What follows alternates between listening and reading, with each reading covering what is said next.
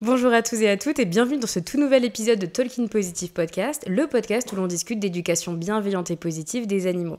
Aujourd'hui, on reçoit Céline Ollier, ostéopathe animalière, qui va vous ouvrir les portes de son métier et on va découvrir ensemble en quoi consiste vraiment l'ostéopathie animalière, comment elle se pratique au quotidien et surtout ce qui la passionne dans cette approche qui vise à accompagner la santé et le bien-être des animaux.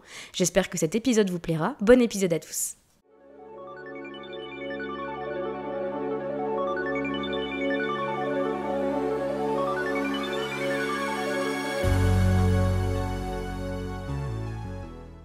Alors bonjour Céline, merci d'avoir accepté l'invitation. Merci à toi. Bienvenue sur le podcast. Est-ce que tu peux commencer par te présenter et nous raconter un petit peu ce qui t'a motivé à devenir ostéopathe animalier ?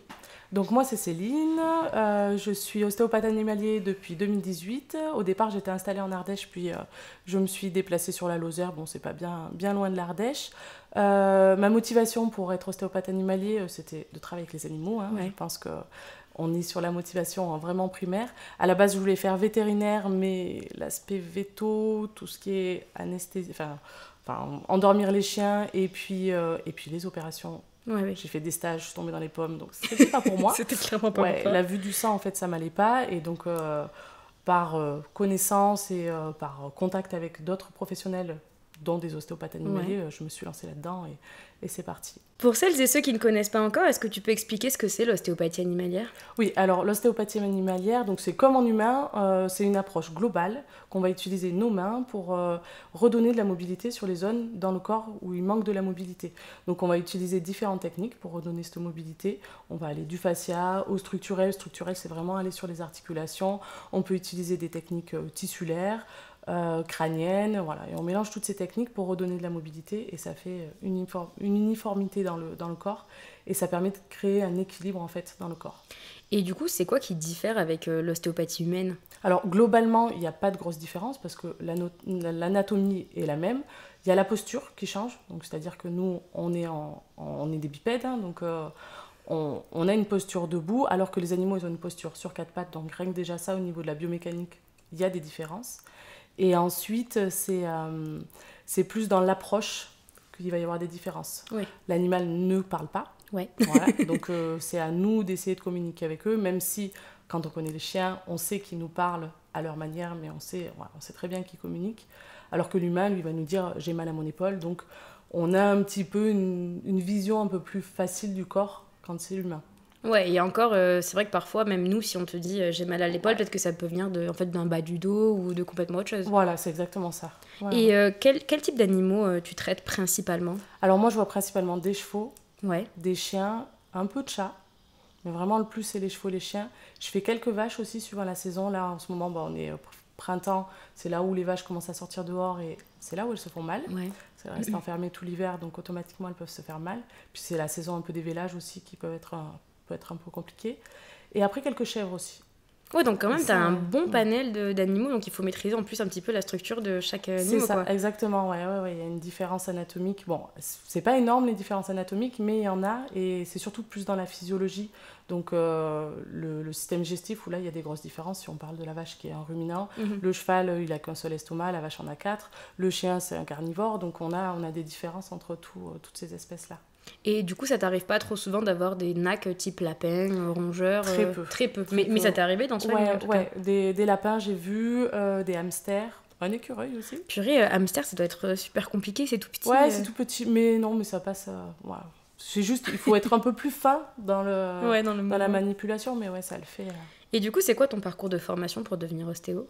Donc, bon, moi, normalement, si on veut faire ostéopathe animalier, sans parler vraiment de mon parcours précis, soit on fait vétérinaire et on se spécialise après en ostéopathie animale, soit on peut rentrer dans des écoles d'ostéopathie animalière qui sont privées post-bac en fait, et ça en 5 ans. Bon, moi, j'ai fait d'autres études entre-temps. Enfin, avant de devenir ostéopathe, le temps que je trouve mon parcours, j'ai fait d'autres études. Je suis passée par un BTS, un IUT, et puis une prépa post-BTS parce que j'avais envie d'aller en école véto. Ouais. Bon, c'est là où je me suis rendu compte que c'était pas pour moi. Et après, je suis rentrée du coup en école d'ostéopathie. Ok, et du coup, c'est combien d'années d'études? Donc tu disais, c'est 5 normalement. Ouais. Ok, voilà. Quelles connaissances et compétences sont indispensables à maîtriser? L'anatomie, la physiologie, la palpation, il y a quoi? Ouais, anatomie, physiologie, palpation, c'est sûr. Ensuite, la biomécanique. Pour moi, la biomécanique, elle est hyper importante de savoir comment fonctionnent les articulations, dans quel sens ça va, et c'est comme ça qu'on comprend s'il y a des restrictions ou pas de mobilité. Et puis après, l'éthologie aussi, de savoir le comportement des animaux pour pouvoir aborder les animaux, parce qu'on n'aborde pas un chien de la même manière qu'un cheval en fait. Ouais. Et du coup, tu t'accompagnes souvent d'éducateurs ou de ce genre de personnes pour... Oui, on travaille en collaboration, éducateurs, vétérinaires, maréchaux, podologues aussi. Ouais. Et existe-t-il une réglementation officielle qui encadre la profession? Parce que dans le métier animalier, c'est pas le cas pour toutes les professions. Comme on discutait la dernière fois avec Solène, pour le shiatsu, c'est pas du tout forcément encore très carré. Et est-ce qu'il y a des différents diplômes et des certifications vraiment Oui, alors en fait, le diplôme de l'école, à la sortie, on n'a pas le droit de pratiquer. Avec le diplôme de l'école, il est absolument pas reconnu. On est obligé de passer devant l'ordre des vétérinaires. Donc ça, c'est assez récent, c'est depuis 2017 que ça a été mis en place. Donc voilà, c'est assez récent. Mais on est obligé de passer devant l'ordre des vétérinaires, de passer un examen. Donc on a une partie écrite et une partie pratique. Okay. Et une fois qu'on a validé cet examen, on a le droit de pratiquer sur le terrain. Voilà. Mais il faut être inscrit à l'ordre des vétérinaires en fait. D'accord, ok. Et la formation, elle est continue dans ce métier, c'est quelque chose d'important? Ah oui. Formation post-grade, oui, c'est ça. Ouais, elle est vraiment importante.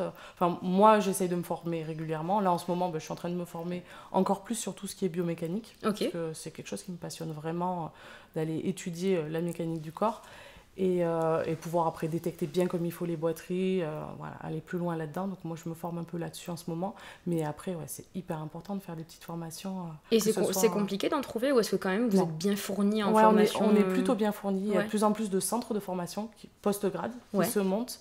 Il y en a, à la base, il y en avait une qui est toujours d'actualité, mais plus en Bretagne. Donc nous... ça fait loin. Ouais, le sud de la France, c'est pas extra, mais il y en a une qui s'est montée vers Montpellier, et là c'est le top. Là, oui, c'est clair que c'est beaucoup plus près. Ouais, pour nous, c'est chouette. Et comment est-ce que tu vas repérer les zones douloureuses ou les restrictions, même quand l'animal, justement, ne peut pas verbaliser, comme tu disais? Eh bien, en fait, c'est cet aspect biomécanique du corps, donc ce qu'on teste dans les 3 plans de l'espace. Les articulations. Bon, après, déjà, on va sentir s'il y a des tensions musculaires, tout ça, on va toucher de partout s'il y a des tensions musculaires. Mais pour donner un exemple, si je prends mon poignet, il va faire des mouvements de flexion, extension. On a des mouvements de rotation et on a des mouvements, ce qu'on appelle ABD, ADD. Et il faut que dans tous ces plans-là, ça bouge bien comme il faut. S'il y a un endroit où il y a une restriction de mobilité, c'est là où on va aller travailler cette zone-là. Après, ça peut venir de l'articulation en tant que telle, des ligaments, des muscles, des fascias. Là, c'est à nous d'aller toucher pour définir l'endroit où c'est verrouillé. Du coup, quand tu vas recevoir un patient, les premiers signes comportementaux ou physiques que tu vas observer, ça va être vraiment la mobilité des articulations. Ouais, global du corps, parce que c'est pas l'articulation en tant que telle, mais c'est global du corps. Oui, parce que ça peut aussi venir d'un blocage musculaire. C'est ça, ouais. Et puis après, il y a des chaînes qui se mettent en place. On peut avoir un blocage à la base, et puis par contraction musculaire et par compensation, le chien par exemple a mal à son antérieur gauche, ça va se répercuter sur le postérieur opposé, ou après c'est plus le dos, parce qu'en fait il y a de la compensation qui se met en place. Je pense à quand je suis venue te voir avec Aiko, mon chien il a sauté de la voiture et il s'était fait mal à la hanche et au genou de la patte arrière droite. Et c'est vrai que tu m'avais dit qu'au final, ça s'était répercuté sur son épaule avant gauche. Voilà, c'est ça. Par report de poids, lui, il avait compensé comme ça. Et du coup, en général, combien de temps elles durent tes séances? Alors, ça dépend des animaux. Ouais. Donc, les chevaux, en général, c'est 45 minutes, 1 heure. Les chiens, ça peut être 45 minutes, 35 minutes, 45 minutes, mais ça dépend aussi du chien, parce que bon, il y a des chiens... ça a été un peu plus long avec ton chien. Il est tout sensible. Voilà, il y a de la sensibilité, donc moi j'aime bien y aller doucement. Donc si ça dure 1 heure, ça dure 1 heure. Si ça doit durer 1h15, ça durera 1h15.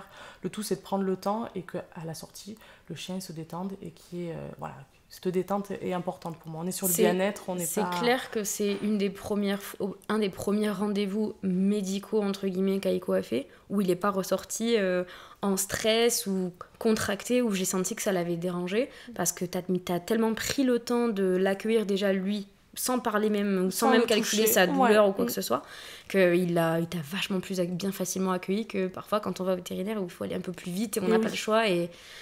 Et oui, et puis malheureusement, c'est pas la faute des vétérinaires, mais eux, ils enchaînent vraiment les consultations. Ouais. Puis ils ont plein d'urgences. 15 minutes à chaque fois, il y a les urgences, donc il faut aller vite. Ils ont pas le choix. Moi, après, je pourrais aller plus vite. Je sais qu'il y a des ostéopathes animaliers qui font à leur cabinet, ils mettent 45 minutes de consultation, et puis ils enchaînent toutes les 45 minutes une consultation. Toi, du coup, tu prévois un peu plus de marge. Ouais, moi, c'est toutes les heures. Après, voilà, c'est ma façon de travailler, hein, c'est comme ça. C'est vrai qu'en tout cas, moi je pense aux chiens qui sont un peu plus sensibles comme ça, le temps de bien prendre en compte leur code, les signaux qu'ils t'envoient, franchement, je pense que du coup, la prochaine fois, si jamais il réarrive quelque chose, ou là, quand je vais revenir te voir, par exemple, avancer 1 an, ça ira beaucoup plus vite parce que tu es allé tellement en douceur. Et puis, quelque part aussi, moi, ça m'a permis de travailler la manipulation par une personne extérieure. Oui.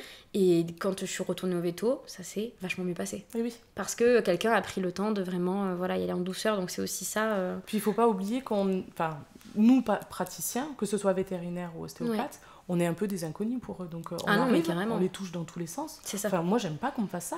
J'aime bien qu'on me fasse une petite approche. Déjà, bonjour.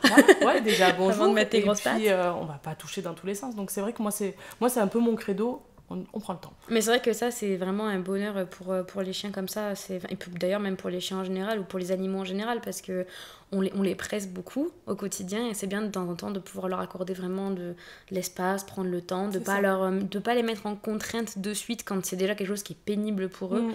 C'est vrai que quand nous, on va au vétérinaire, quand on va au médecin, on sait pourquoi on y va, on sait qu'on n'a pas le choix. Et déjà, on n'a pas envie d'y aller. Ouais. Donc, j'imagine même pas eux qui savent pas où est-ce qu'on les amène. C'est ça, c'est bien qu'ils comprennent aussi. Ouais, qu'il se passe quelque chose dans leur corps, qu'ils comprennent. Moi, j'ai beaucoup de chiens pendant les consultations où je manipule, ça pique un peu, il a envie de partir, il part, c'est pas grave. On le fait marcher un peu, il me regarde, et puis souvent ils reviennent, et j'ai même des propriétaires qui me disent, mais il revient de lui-même. Mais oui, mais en fait, c'est qu'il a compris. Il a compris qu'il y a quelque chose qui se passait. Qui bougeait, ça pique, c'est pas très agréable, ok. Mais en fait, au fond de lui, il comprend qu'il y a quelque chose qui se passe et qui est bien. Et c'est ça que moi, j'aime. Moi, j'ai des chiens, ils se font traîner, les propriétaires, pour rentrer à mon cabinet. Et ça, j'adore. Franchement, j'adore. Ils se garent au parking et ils couinent déjà parce qu'ils savent qu'ils vont venir là. Ça va être le moment de détente, c'est le petit massage. Et oui, c'est ça. C'est vraiment le moment agréable pour eux, en fait. Ouais, c'est trop bien que ça puisse se passer comme ça, alors qu'à la base on vient de voir pour de la douleur ou pour une gêne. Voilà. Après, on en parlera après. Ouais. Quelle fréquence justement de séance est-ce que tu recommandes? Est-ce qu'il y a des moments clés dans le stade physiologique, donc l'avancée tout simplement de l'animal dans sa vie, importante? Alors déjà, pendant la croissance, avec ton chien, c'est le cas. Ouais. Moi, j'aime bien, l'idéal, ce serait que les éleveurs fassent au moins une séance avant que le chien soit adopté, que le chiot soit adopté. Ça, ce serait le top. Et puis après, au moins qu'il soit vu 2 fois dans sa première année de vie. 2 fois dans sa première année de vie. Et après, une fois qu'il devient adulte? Ça dépend après de l'activité qu'on fait avec le chien. Ouais. 1 fois par an, déjà, c'est bien. Ouais. Et si on a un chien plutôt sportif, où on fait beaucoup de sport avec le chien, ou un chien très actif qui a tendance à sauter de partout, là, 2 fois par an, c'est déjà pas mal. Ça va déjà, c'est quand même des doses qui sont homéopathiques, je veux dire. Voilà, c'est pas, on est dans la prévention. Après, s'il y a un problème particulier, à chaque fois quand je vois des chiens que c'est pour des check-up, je leur dis aux gens, si on se voit dans 6 mois, on se voit dans 1 an, s'il y a un problème particulier avant, on se voit plus tôt, il n'y a aucun problème. Mais voilà, si tout va bien, on se voit dans 1 an, quoi. Ça t'arrive de justement voir des femelles gestantes ou alors pas dans les débuts, mais plutôt après les premiers temps de gestation et après justement l'accouchement, parce que c'est quand même traumatique. Oui, je le fais récemment. Alors chez les chiens, pas trop, mais les chevaux, oui. J'en vois des juments, j'en vois souvent qui sont gestantes. Et après la mise bas, on fait des séances aussi. Ouais. Ça arrive très régulièrement. Du coup, ça t'arrive souvent aussi de regarder les poulains, tout ce qui est articulaire, etc. Ça, c'est hyper intéressant, ouais. Bah ouais, tu m'étonnes. Même en vrai, les veaux, je sais que des fois, ils ont des naissances traumatiques. Très, très régulièrement. Mon papa, il était éleveur. Des fois, quand elle est bloquée, quand le veau est bloqué, ils y vont comme des marteaux. Ils tirent tout ce qu'ils peuvent pour sauver la vache. Et oui, ils prennent souvent la véleuse, où là, ça force encore plus. C'est encore plus de force que l'humain. Donc, automatiquement, il y a des conséquences sur les veaux qui sont importantes.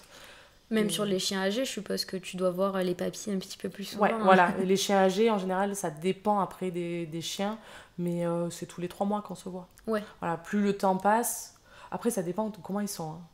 Parce que moi, je vois des chiens qui ont 12-13 ans et qui sont très bien. On n'est pas obligé de se voir tous les 3 mois. Mais par contre, ceux qui sont vraiment arthrosés, qui ont des difficultés à se mobiliser, Là, oui, on se voit tous les 3 mois à peu près. Ça dépend après. Mais... Surtout qu'on a beaucoup d'espèces, enfin beaucoup de races maintenant, notamment chez le chien, où il y a beaucoup de dysplasie, même s'il y a beaucoup d'éleveurs de plus en plus qui font des tests pour essayer de les supprimer le plus tôt possible. Mais il y en a encore quand même beaucoup de la dysplasie, surtout chez les gros chiens, donc je suppose que là, tu dois y bosser, quoi. Là il faut les soutenir dans ce moment-là. Oui, parce qu'il y a la voie médicamenteuse, mais pas que. Il n'y a pas que ça, oui. Oui, parce qu'en fait, quand il y a des douleurs, on va se mettre en contraction, on contracte les muscles, on vient mettre en tension les articulations, donc ça crée encore plus de la douleur et on empêche de mobiliser bien comme il faut nos articulations, et donc après on rentre dans un cercle vicieux. Notre objectif en fait c'est de couper ce cercle vicieux pour que plus il se mobilise, plus ça va et moins l'arthrose peut se développer aussi. Parce que... Et du coup pour nos auditeurs, histoire qu'ils sachent un petit peu, c'est quoi le budget en gros d'une séance chez un ostéo ? Alors, une fourchette, hein. Ouais, une fourchette. Ça dépend des régions. Voilà, ça dépend des régions. Ici, secteur Lozère, département limitrophe, faut compter. Bon, moi, mon cabinet, je suis à 50 € pour la séance. À domicile, ça dépend le secteur, mais ça peut aller jusqu'à 70 €. Bon, il y a les frais de déplacement à prendre en compte. Mais après, je sais qu'il y a des régions comme à Paris où 65 € déjà la séance chien. On est sur un petit tarif, quoi. Donc ça peut monter plus. Ça dépend après les régions, Est-ce que, donc, tu l'as un petit peu dit tout à l'heure, mais l'ostéopathie, elle peut être pratiquée en prévention ? Eh oui. Et il faudrait qu'elle soit plus pratiquée en prévention. C'est marrant, c'est vraiment ce que nous disait aussi Solène sur le shiatsu. Elle nous disait qu'en fait, le shiatsu, ça a vraiment volonté à être de la prévention avant tout. Et c'est vrai qu'en général, on vient voir les ostéos et les médecins déjà quand c'est un peu tard. Voilà, mais c'est exactement ça. En fait, moi, j'aime bien donner l'image, par rapport à la prévention, du plat de lasagne. Ouais. Je sais pas si on en avait parlé ensemble du plat de lasagne, mais j'aime bien mon petit plat de lasagne. En fait, la vie en tant que telle, c'est un plat de lasagne. Donc c'est-à-dire que tout traumatisme, que ce soit physique ou émotionnel, parce qu'il faut pas oublier l'émotionnel qui peut avoir des conséquences sur le corps. Ça c'est il faut toujours y penser. Et donc en fait, chaque petit traumatisme, ça fait une petite couche du plat de lasagne. Et plus ces couches s'accumulent, plus ça peut déborder. Et quand on dit que ça déborde, c'est qu'il peut y avoir boiterie, grosse douleur, inflammation, enfin bon, toutes les choses pour lesquelles soit on va contacter le vétérinaire, soit on va appeler l'ostéopathe. En général, il vaut mieux appeler le vétérinaire d'abord. Hein. Bon, ça on en reparlera, mais c'est important toujours contacter le vétérinaire d'abord. Et nous, en ostéopathie, en fait, c'est que quand on agit en prévention, on va éliminer ces petites couches avant que le plat déborde. Donc on élimine. Si par exemple, je saute de la voiture, je m'accroche la hanche, donc là, petit traumatisme. Si on ne s'était pas vu, et que la fois d'après, je sais pas, il monte sur un muret, il tombe, un autre traumatisme. Un autre traumatisme, je sais pas, je sais pas, du canapé quand ils sont chauds, voilà, c'est ça, du canapé, ou quelque chose d'émotionnel qui arrive par-dessus. Et donc, en fait, ça accumule ces traumatismes. Et c'est là où, en fait, il faut les éliminer après, petit à petit. Mais c'est vrai que, de toute façon, je prends l'exemple d'Aiko, il était tellement bloqué. Quand tu l'as vu là, il arrive même plus à se baisser pour faire ses besoins, peu cher que si je l'avais laissé comme ça, je pense que... Oui. Puis là, il était en pleine croissance en plus, donc ça a des conséquences qui sont encore plus importantes. Non mais carrément. Et du coup, est-ce que tu peux nous partager un ou deux exemples marquants de l'ostéopathie qui a fait une vraie différence chez les animaux que tu as eu ? Alors, je vais en parler d'une petite chienne que j'ai vue, et c'était au début que je pratiquais. Vraiment au début que je pratiquais. Je parle de ça parce qu'en fait, c'était une petite mamie qui avait son petit York, qui a une paralysie d'un coude postérieur. Donc véto, elle a fait tous les examens nécessaires chez le véto, il ne savait pas ce que c'était.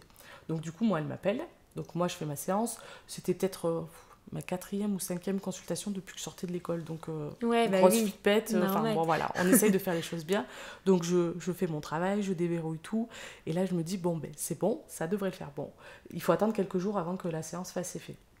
Et donc du coup, je dis à la propriétaire, laissez-la bien au repos, voilà, je donne tous les conseils qu'il faut post-séance, et la propriétaire, elle m'appelle 2 jours après en me disant, c'est la catastrophe, elle marche plus du tout. Alors Minou. On est bien accompagnés. Oui. Du coup, elle me dit, c'est la catastrophe, ma chienne ne marche plus du tout, qu'est-ce que je fais ? Et là, moi, panique, qu'est-ce qui se passe ? Parce que sortie d'école, je comprenais pas trop ce qui se passait. Oui. Et en fait, c'est ce qu'on appelle l'effet rebond. C'est-à-dire qu'on fait une séance d'ostéo, on va redonner de la mobilité sur les zones où il en manque, mais le corps réagit après. Et quand il réagit, il met en place, alors je mets des gros guillemets parce que c'est pas des vraies inflammations comme quand on a une grosse douleur, mais il y a des petites inflammations qui se créent dans le corps. Et ça, c'est pour éliminer les vieilles cellules, recréer des nouvelles cellules et faire en sorte que le corps il soit le plus de recréer l'homéostasie du corps en fait. Ouais, c'est le plus en équilibre possible. Et ça peut être un peu douloureux. Et quand il y a des traumatismes un petit peu importants, ben en fait, ça peut accentuer un petit peu. Ou pendant un temps. Voilà, ça accentue un petit peu. Et donc moi j'avais dit à la propriétaire, attendez, on va voir, j'essaie de rester professionnelle. Hein, faut pas oublier que j'étais un bébé à cette époque. Moi je suis toujours un bébé, on reste bébé ostéo je crois toute notre vie. Mais voilà, j'étais vraiment un bébé à cette époque. Et puis elle m'appelle 3 jours après en me disant, mais... c'est bon, elle marche comme si de rien n'était, elle était trop contente. Voilà, donc ça... Un bon coup de flip, mais voilà. Tout va bien. Mais ça fait super plaisir. Et on a souvent, enfin moi je le vois souvent, des cas comme ça où il y a un coup de mou et puis après ça va mieux et c'est parfait quoi. Bah après quand on voit, en général, quand on fait une séance d'ostéo humaine, ça se passe plus ou moins comme ça. Enfin, moi je sais que j'ai fait beaucoup de sport plus jeune et donc j'allais très souvent à l'ostéo pour mon dos. Mais il y a moi le lendemain de l'ostéo, je ne pouvais pas marcher. Hein. J'étais allongée, j'étais couchée, j'attendais pendant 3 jours et une fois que, hop, c'est bon, après on est reparti quoi. Et puis après ça dépend, enfin il y a des animaux moi où... Ouais, rien. On est chez ostéo, bof. Et d'autres où c'est la catastrophe pour eux, il s'est passé plein de choses. Et puis il y a le fait que nous, quand on va chez l'ostéo, on conscientise le fait qu'on allait chez l'ostéopathe. Et oui, pas tous les animaux. Les animaux, ils comprennent pas au début qu'est-ce qui se passe, quoi. Donc ils ont pas la conscience que, ah oui, c'est vrai, hier je suis allée chez l'ostéo, donc du coup, automatiquement, c'est pour ça que j'ai mal aujourd'hui. C'est pour ça que je suis fatiguée. Donc, non, mais je sais qu'Aiko était fracassée. Ah oui, tu m'avais dit 3-4 jours au repos complet. Il n'y a pas eu besoin de lui demander, hein. Il a dormi pendant 3 jours. Lui qui en général fait des bons 1h30, 2 heures de balade par jour, là il me regardait genre non, je me laisse dormir, je suis fatiguée, il fallait que je le porte dans l'escalier, il me regardait genre oh non c'est trop dur, c'est trop horrible, je suis trop cuite, je sais pas ce que tu m'as fait. Est-ce que donc du coup on l'a dit, tu travailles parfois avec des vétérinaires, des éducateurs et d'autres spécialistes, ça se passe bien, vous avez un bon échange quand même autour de ce métier-là? Oui, ça se passe bien. Alors au début, c'est un peu compliqué de faire sa place. Moi, j'ai pris le parti de pas trop parler de moi et d'attendre que ce soit les gens qui te disent du bien de toi. Les propriétaires qui parlent de moi et ça a bien marché en faisant comme ça. Surtout vis-à-vis des vétérinaires. Ouais. Parce que, maintenant, ça rentre beaucoup plus dans les mœurs, l'ostéopathie. Les vétérinaires l'acceptent bien mieux qu'avant. Mais voilà, moi j'ai pris ce parti-là. Et puis finalement, en fait, j'ai bien fait de prendre ce parti-là parce que je travaille avec pas mal de vétérinaires, notamment à Sacheli et à Florac, avec qui on travaille bien ensemble. On a des cas super intéressants, donc c'est bien. C'est bien, du coup, vous arrivez vraiment à dire, là, parfois, t'iras faire une séance d'ostéo après, ou alors là, passer d'abord par le vétérinaire. D'ailleurs, tu te disais un petit peu, c'est quoi l'ordre dans lequel on doit procéder quand il y a une blessure? C'est d'abord véto, toujours, et après on voit. Et après on voit, ouais. Après ça dépend si c'est une petite boiterie ou non, mais toujours contacter le vétérinaire. Vraiment toujours contacter le vétérinaire, voir avec lui ce qu'il en pense, qu'il consulte le chien. S'il y a des radios à faire, c'est hyper intéressant de faire des radios avant de faire la séance d'ostéo. Ouais, ça peut te guider. D'avoir des images, moi je trouve ça génial. Pour donner un exemple, là, il n'y a pas longtemps, je suis allée en clinique à Saint-Chély-d'Apcher. Ils m'ont appelé pour un chat qui s'est fait une luxation au niveau du poignet. Ok. Donc, radio à l'appui, vraiment une grosse luxation. Eux, ils ont essayé de normaliser. Ça n'a pas fonctionné. Et honnêtement, moi j'y suis allée, j'ai mis des grosses pincettes, j'ai dit, je suis pas certaine qu'on arrive à faire quelque chose. Voilà. C'est pas facile, parce que ça faisait 3 semaines que le chat était comme ça. Et quand ça dure un petit peu, souvent les ligaments sont trop étirés, donc du coup on n'arrive pas à normaliser, ça ressaute à chaque fois. Donc du coup je fais ma manip, je normalise. On fait la radio, ce qui est génial, c'est qu'on a fait la radio direct après, donc ça c'était hyper intéressant. C'est normalisé. La véto, elle a mis un bandage spécial par-dessus. Que ça bouge pas. Voilà, que ça bouge pas. Bon, pour l'instant, on attend, parce que c'était la semaine dernière, donc on va attendre 3 semaines avant de savoir si ça a tenu ou pas. Mais ça, c'est une super belle collaboration, franchement. Ah oui, non, c'est trop bien. C'est génial. La propriétaire était ravie parce qu'on a fait les choses dans le bon sens. Parce que moi, j'aurais peut-être vu le chat à mon cabinet, oui, ça se normalisait, peut-être 2 jours après, ça sautait, parce qu'en fait, c'était pas soutenu, il fallait que les ligaments se retendent pour que ça puisse tenir, Non, puis c'est bête, puis des fois, t'as aussi des personnes qui vont vraiment faire confiance qu'aux vétérinaires. Et le fait qu'aussi, eux, vous permettent d'ouvrir cette porte-là en disant, si c'est des bons professionnels aussi, vous pouvez leur faire confiance. C'est bien parce que ça vous ouvre aussi des portes auprès de certaines personnes, quoi. Exactement, ouais. C'est vrai que le vétérinaire, il a un peu la parole comme du médecin, en fait. Hein. Oui, c'est la parole un peu comme du médecin, oui. Et puis le vétérinaire est là depuis des années. Et oui, vous, c'est quand même plutôt récent, l'ostéo. C'est quand même un peu plus récent, ouais. Surtout l'ostéo canine. Oui. Parce qu'avant, les chevaux, c'est plus ancien, mais ça s'est développé petit à petit sur les chiens. Et donc là, il faut faire la place. Et puis en Lozère, il y a des vétérinaires ostéopathes, mais je suis la seule vétérinaire exclusive. Donc automatiquement, arriver d'une petite... je suis la seule ostéopathe exclusive, arriver d'une petite ostéopathe sur le terrain et qu'il n'y a que des vétérinaires autour, qu'est-ce qu'elle fait celle-là, quoi ? Il vaut mieux que tu t'entendes bien avec tout le monde. Voilà, c'est ça. Quel conseil tu donnerais aux propriétaires pour bien intégrer l'ostéopathie dans le suivi global de leur animal ? Observer les animaux. Apprendre à connaître les petites mimiques en fait, que leur animal a. Par exemple, rien que le fait de s'asseoir, de savoir s'asseoir correctement. Oui, savoir comment il s'assoit. Ouais, parce que normalement, un chien, s'il s'assoit bien comme il faut, la posture sur ses deux ischions, là, c'est qu'il n'y a pas trop de tension, il est plutôt bien. Il est obligé de tonifier un petit peu ses abdominaux pour pouvoir bien s'asseoir, donc c'est quand même, ça demande un petit effort. Donc s'il le fait quand on lui demande, c'est bien. S'il se met sur une fesse, toujours la même fesse, c'est qu'il peut y avoir des petites sensibilités. Les chiens qui s'étirent aussi, moi j'aime bien regarder. Oui, c'est ce que tu m'avais dit. Est-ce que ton chien s'étire bien comme il faut ? Voilà, ça c'est une question que je pose régulièrement. Il y a des chiens qui s'étirent pas du tout. Donc là, c'est que potentiellement, il peut y avoir des tensions. Ou au contraire, des chiens qui s'étirent beaucoup trop. Ils se réveillent et ils vont s'étirer 15, 20 fois d'affilée. C'est que là, il y a un problème. Ou des chiens qui s'étirent que devant et pas derrière, ou inversement.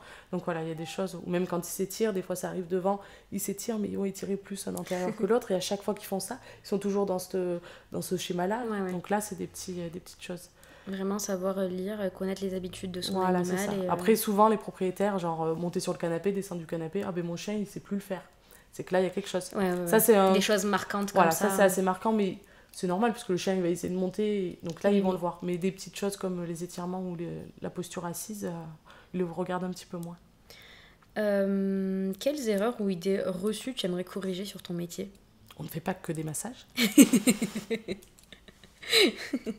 Ça, c'est... On ne fait pas que des massages, vraiment, c'est quelque chose qui ressort très, très, très régulièrement. Honnêtement, je pense que déjà, c'est une belle idée reçue.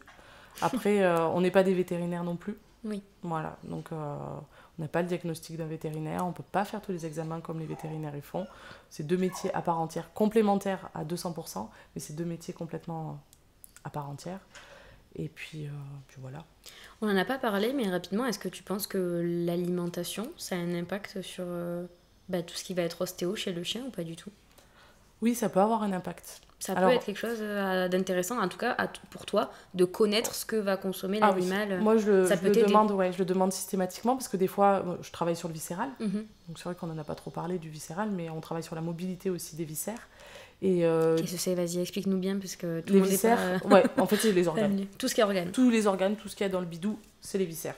Et en fait, on est toujours dans cette mobilité. Et dans les viscères, si je prends l'estomac, par exemple, il a une mobilité dans les 3 plans de l'espace, lui aussi. D'accord. Et si un chien, par exemple, qui a tendance à être malade en voiture, va avoir l'estomac qui peut être un petit peu contracté. L'estomac, ou rate, ou diaphragme aussi, on est en lien. C'est des organes qui sont assez liés. Et donc du coup, on vient travailler cette mobilité au niveau de l'estomac. Un chien qui va manger une alimentation qui ne lui convient pas bien, si par exemple il y a trop de céréales, trop de glucides, ou au contraire trop de protéines et la digestion ne se fait pas comme il faut, on peut avoir le mouvement du viscère, donc plutôt les intestins, qui seront un peu perturbés. D'accord. Est-ce qu'il y a d'autres choses dont on n'a pas discuté que tu aimerais rajouter pour parler aux auditeurs ? Non, je pense qu'on a bien fait le tour. Ouais. Et du coup, si tu devais donner un message essentiel aux propriétaires pour la santé de leur compagnon, ce serait quoi ? De l'écouter. D'écouter son animal. Toujours, comme on disait, de le regarder, de l'écouter et d'analyser tous ces petits comportements et de voir s'il y a des choses qui ont changé et pourquoi ça a changé.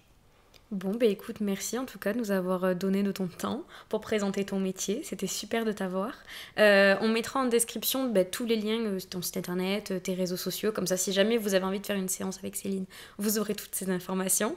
Si ça vous a plu, pensez à vous abonner, laissez des likes, des questions en commentaire. On y répondra si jamais il n'y a pas de souci. Et à bientôt pour un nouvel épisode. Merci beaucoup.